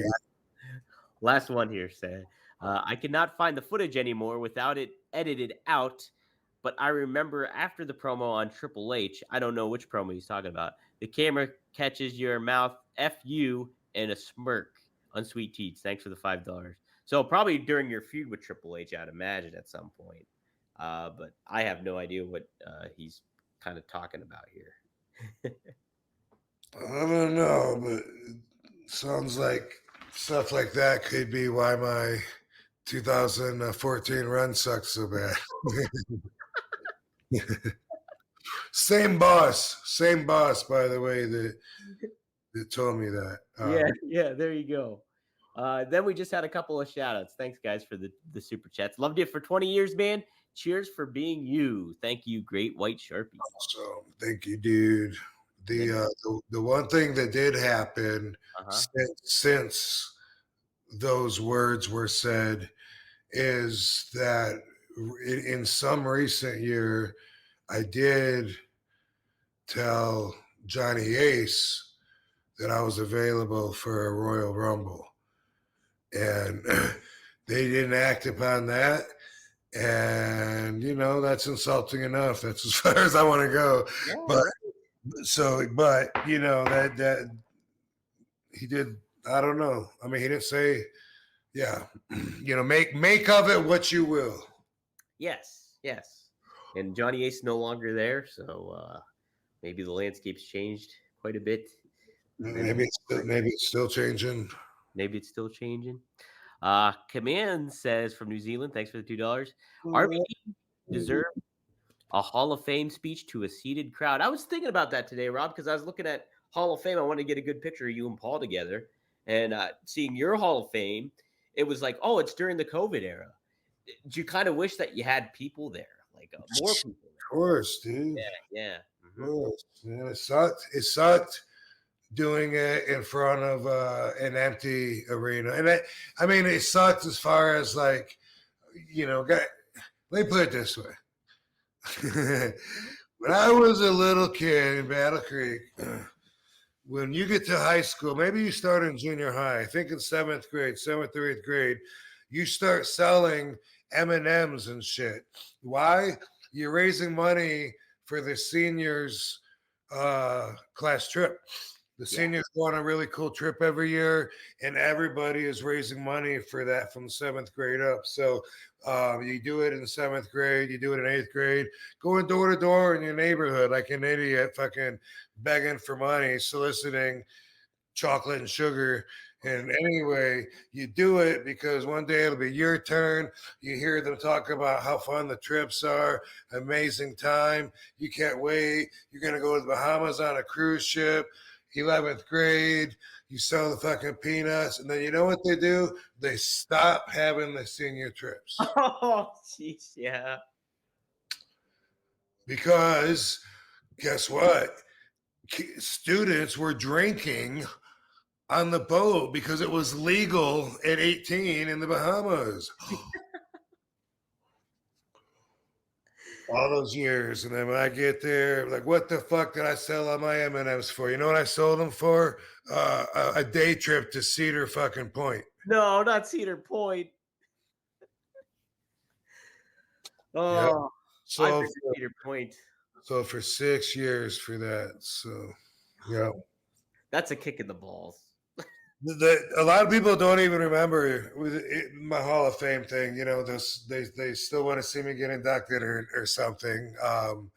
And they told us, not only was it in front of nobody, but they told us to go 3 minutes. That's after going to Hall of Fame for all these years, seeing everyone get their moment, to give a big speech in front of a huge packed arena that's not there to see the whole show, but to give them their time right then, that moment. Boom. Instead, I got an audio track. So every time I say something, up and down the roads to fucking Florida and back, there you go.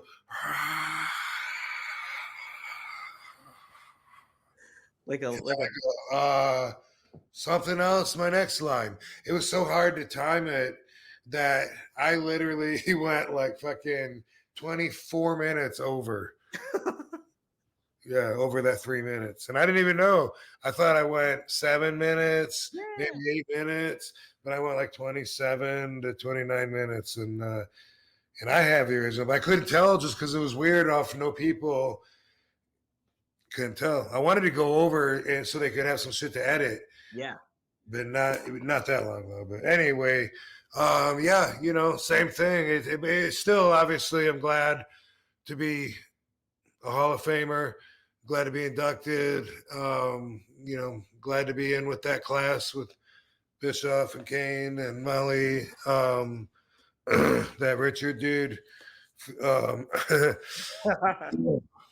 producer guy, and but yeah, that's how that felt. It was like, damn, man. Every year and so yeah, and so not only is there people, but for some reason you're allowed to put some time in again now. So right.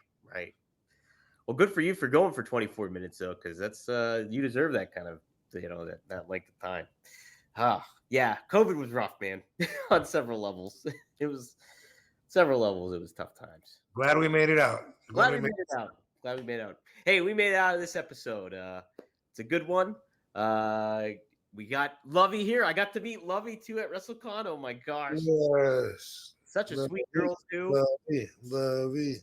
She's so sweet. She is, isn't she? Like, oh my gosh. Like, people were holding her. She was affectionate to everybody, playful, all that stuff. She's amazing. Katie would just set her on the gimmick table. Yeah. And she would just lay down on the ball on the pictures while Katie's walking away taking pictures and stuff. And she's just so well behaved. So chill. Yeah, you are, Lovey. Good job. What a great pooch. I'm impressed. Yeah. Yeah.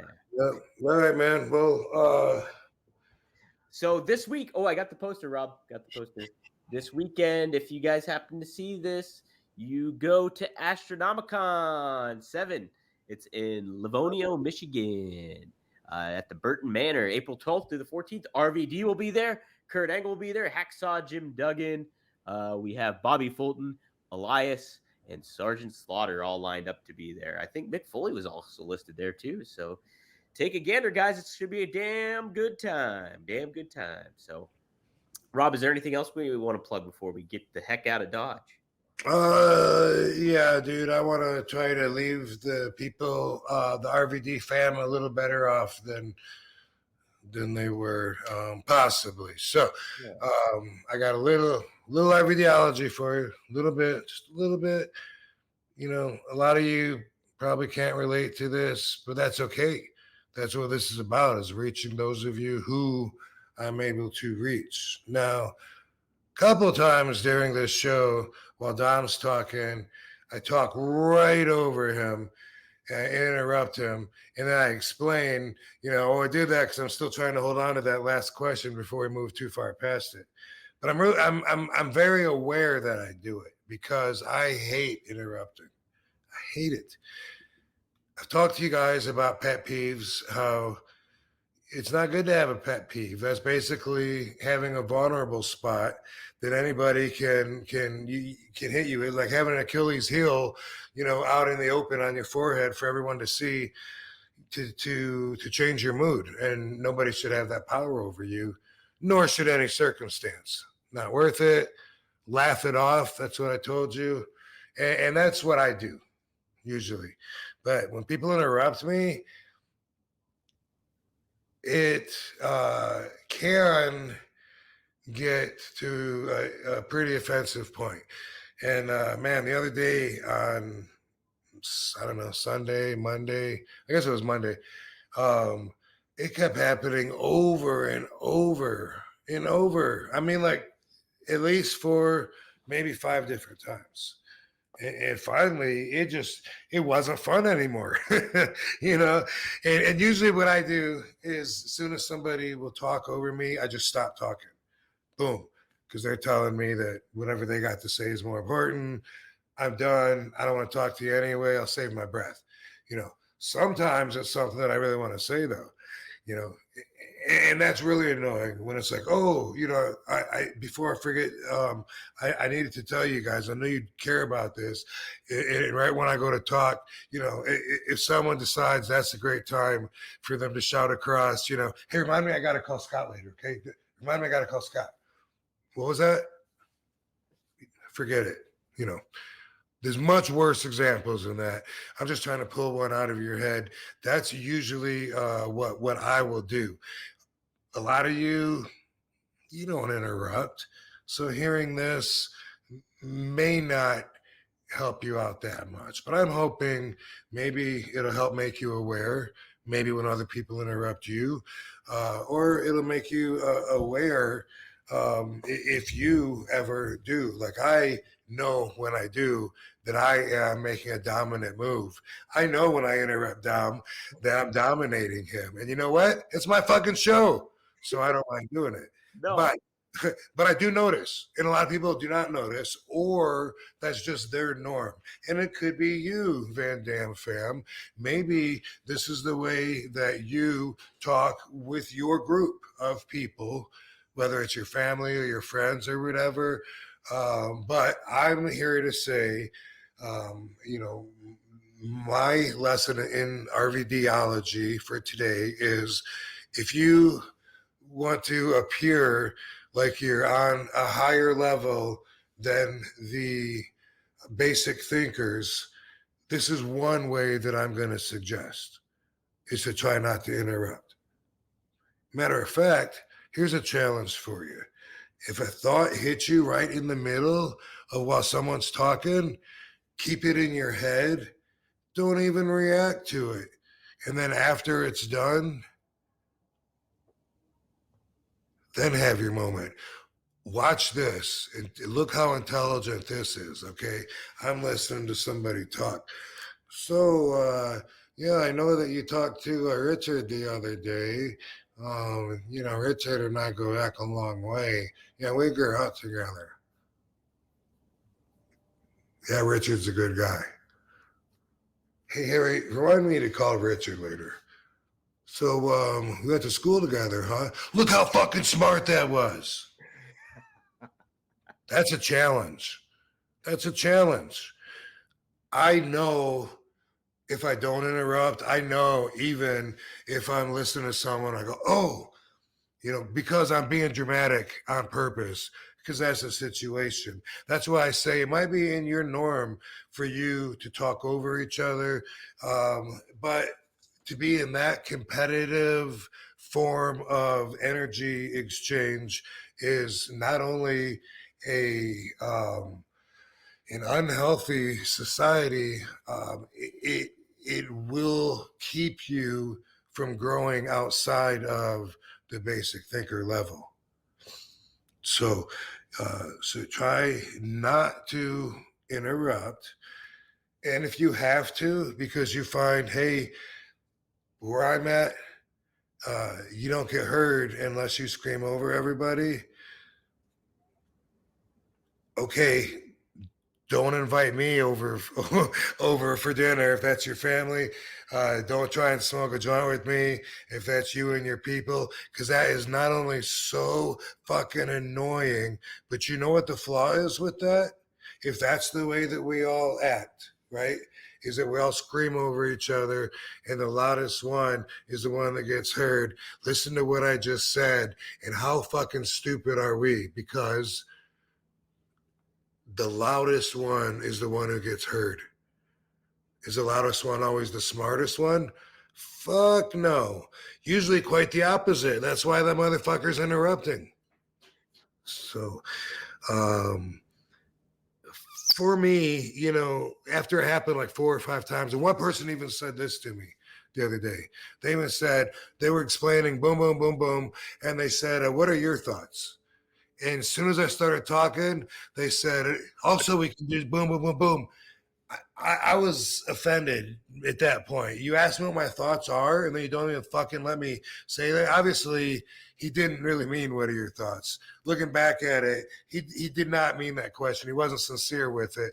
I took it as if he wanted to hear my thoughts. So then I'm like, look, everyone's word is more important than mine. All of a sudden I start, like really doing this inner study. So that's my ego saying and admitting that what I say, my words are only important to me, not to everybody else. And so there's a devaluation right there that you got to deal with. If that's the truth, then you look at it and you're like, wow, like my ego is so big that I think that my words are important or something. And, I do think that.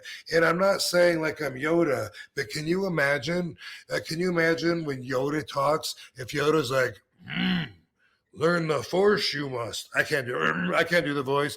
Learn the force you must. In order, if someone said, oh man, I'm hungry, I gotta get a cheeseburger when we're done. I'm sorry, what's up, Yoda? What? And I'm not saying that every time I say something, it should get the attention of a presidential address or a world leader fucking speech or anything. But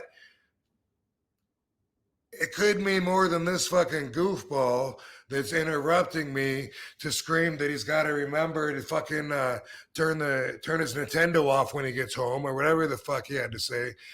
So I always get offended by it. Sometimes not as bad as others. It's always circumstantial. And within me, I think that, like I said, maybe that's an ego thing. Maybe it's just like when someone interrupts, I got to look at it like, you know what? Within this environment with these people, my word doesn't mean that much. So what I have to say, even though they just asked me a question and we're doing an interview, my information that I have to say that I think is important isn't to them. So either suck it up and eat the devaluation, or be around a different set of people, if that's what you need. But I do interrupt sometimes. When I do, I'm aware of it. Usually if I do it, I know I'm being rude, and then I apologize, and then or I'll explain why I did it. But I know that I'm being a dick, and that I'm being rude when I talk over someone. So even if I did mean to do it, I'll say, sorry, I didn't mean to interrupt you. Of course I meant to interrupt you. But some people don't even fucking notice, and so they'll talk over me, and so I stop talking. Sometimes they won't notice at all, and then they'll just keep on talking. And you know what? That's proof that they didn't give a fuck what I was saying. So whether you're on my end of that and you're trying to learn how to deal with being interrupted, maybe you can learn something from this. If you're the other person that's interrupting everybody and you want to at least appear to be another level above, you get this one down. I'll give you another one next week. How to appear to be a level above the basic thinkers, and interrupting people to spit out what you got to say because time is of the essence is not the way to do it. So says RVDology 101. Biatch. I like it. So I got to lay out a little bit more. And then, I'm so used to having the broadcast DJ mentality where it's like no dead air kind of thing. So if there's like moments of that stuff, it's like, all right, I'll be a little more cognizant of it. It's the worst when you're on the air because there's shows where that's what they do with Five On, like Man Cow, right? When I was on Man Cow, they would have like 5 guests on there, and you're supposed to, that's the one that gets heard is the one that talks. Oh yeah, well I did the same thing when I was in second grade. Second grade, you weren't even in second, whatever it is, and I was like, you know what? This show is not for me. I was surprised he called me back. Then he texts me every once in a while. Dude, like, what the fuck? Like, are we friends? I don't know. But anyway, that's the way that is. And a lot of times Nancy Grace, when she was on CNN or Fox, not Fox, she's Fox, not CNN. Anyway, when she was on whatever the hell she was on, that was kind of her format too, is they would argue over each other. And I always hated that because I want to hear what her opponent was actually saying. Like he was making some damn good facts, before she just raked right over him to repeat some played out shit that we've already heard her say, you know, earlier, and has already been debunked 3 times at this point in the conversation. But that's, you know, a lot of times that's how people debate, is by stopping the other person from being heard. That's a weapon, right? Mm-hmm. Yeah, it is. And I know too, I was just listening to like one of those debate shows too, Piers Morgan or something like that. And some lady just kept talking over the other person, and it was so fucking annoying. I hate it. Yeah. So annoying. So in real life, it's something that, you know, like, I can't believe how many times it was almost like I was getting pranked. That's what I felt like, because it was in one day, you know, and yeah, I had to tell somebody how rude he was, you know, and had to drop a couple of F-bombs and had to break the zen to say, like, dude, you really just fucking did that? You know what I mean? Like, you just did that, right? You know, what the fuck am I even doing here? But, you know, if you're like me, we probably shouldn't be so offended. They're probably not really thinking, fuck what this guy's saying. What I got to say is more important. But they're basic thinkers, and subconsciously they can only think of one thing at a time. And that's, hey, can you take a picture of me and I'm together? You know, all that kind of stuff. Yep. Good thing to think about, though. Good thing to think about. No doubt about it. Mm-hmm. Keep cognizant of that stuff. I do not like being interrupted. I don't like fighting for my breath. I don't like fighting for my time. You know, I don't like fighting for my position, fighting for my opportunity. You know, I mean, I've done a lot of that, and I guess in some ways, maybe some of that never ends. But I've also always felt like it's someone's job to place me accordingly. And in things like conversation, there's something as like organization or a trade-off or an exchange back and forth of pleasantries. And when people interrupt and talk right over each other, especially when it gets louder and louder, and that's something too that's I try not to let it annoy me, but I don't get how do loud people not know how fucking loud they are. Yeah. You're 2 tables over and you're talking to the person next to you. Why does everybody in the restaurant have to hear you? And they're having a good time and they're laughing really, really loud. Don't want to ruin their time, but they're so annoying.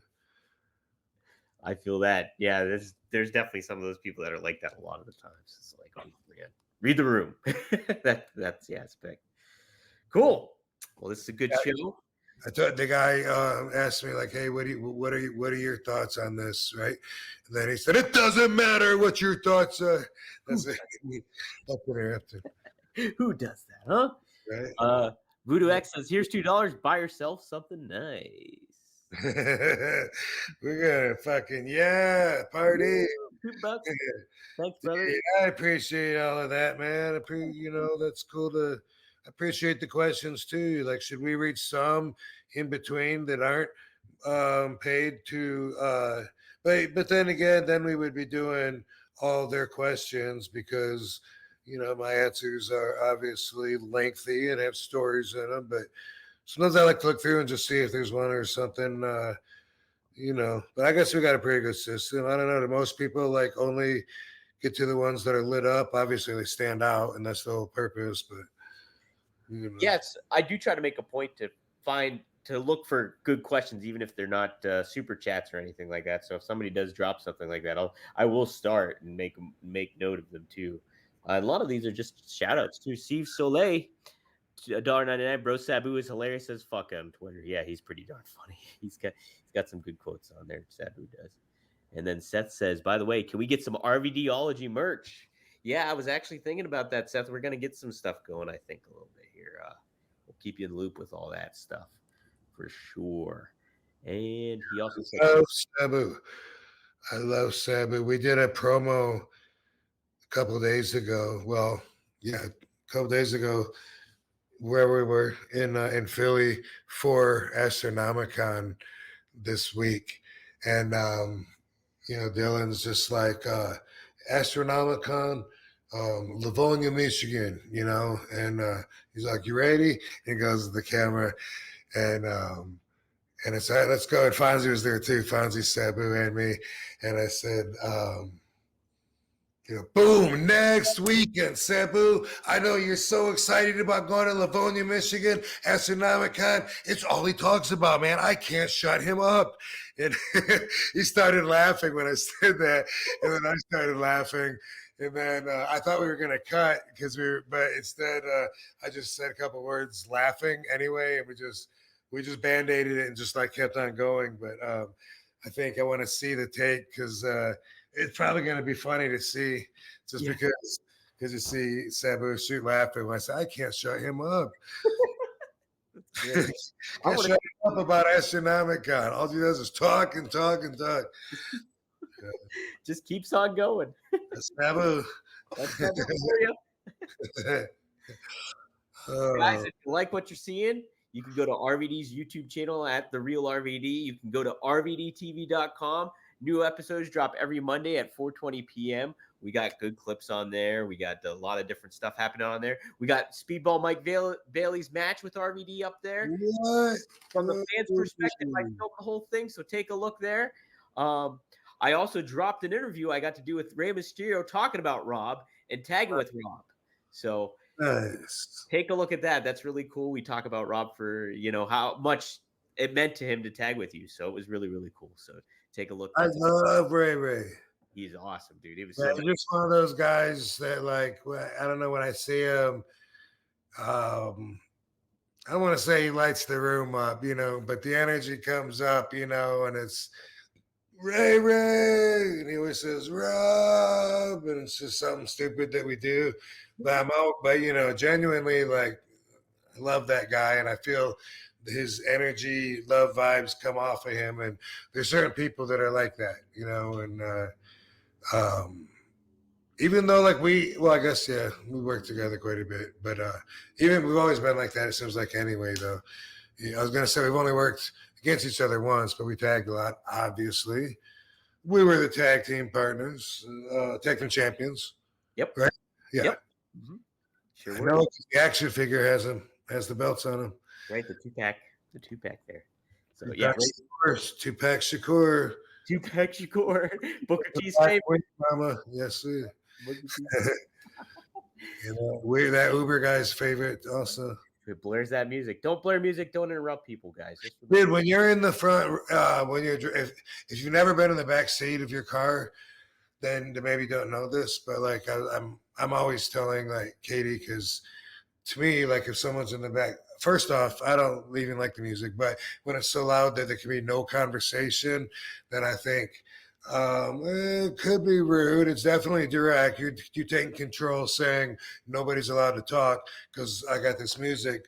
Even though I've heard this song since I'm 7 years old, I'm turning this, fucking super loud so nobody can talk. But when you're in the back seat, the speakers are very close to your head.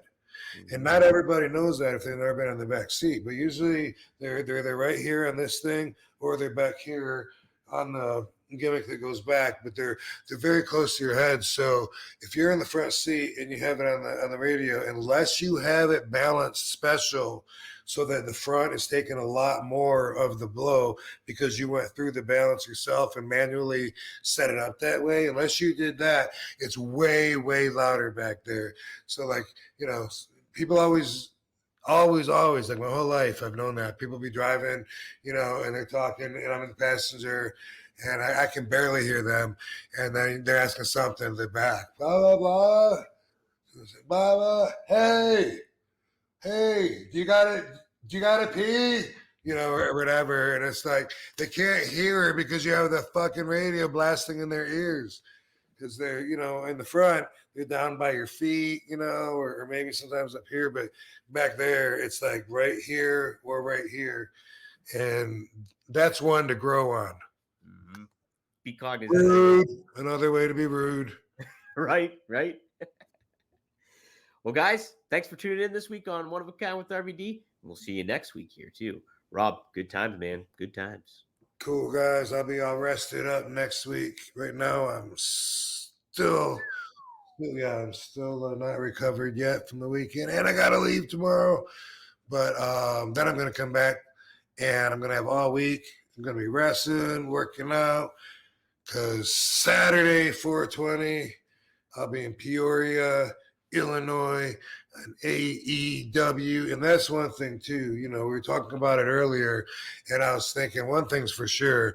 No matter what anyone is saying about the company, about their numbers, about their future, about their present, whatever, everybody knows that RVD is just RVD. So it's not like anything ever could catch on to me, you know, and rub off on me in a bad way. You know, people would just expect me to do what I do, and that's show up where the platform is available, so the Van Dam fan can get a good look at this guy right here. Boom, there I am. 420. That's my next match, and that's my next booking after 413 and Astronomicon in Livonia, Detroit. And I hope Boogie isn't in Livonia, Boogeyman, because every time I see him, I have way too much fun with him at the bar. Uh-oh. So maybe he might show up. Who knows? I don't know. Let's see. Well, these might just be the big time collectibles guys, though.